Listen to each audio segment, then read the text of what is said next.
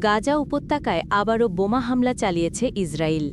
এই হামলার মধ্য দিয়েই নিজেদের রাষ্ট্র প্রতিষ্ঠার বর্ষপূর্তি উদযাপন করেছে দেশটি।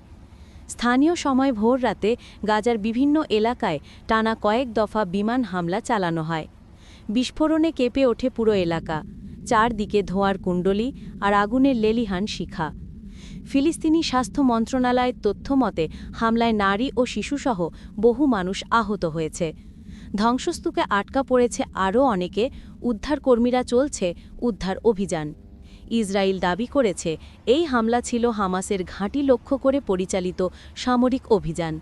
তবে গাজার বাসিন্দারা বলছেন এসব হামলায় ক্ষতিগ্রস্ত হচ্ছে সাধারণ মানুষের বসতবাড়ি, স্কুল আর হাসপাতাল।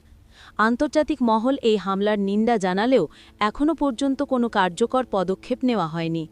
গাজার আকাশে আবারও ধোঁয়া আর নিচে অসহায় মানুষের কান্না।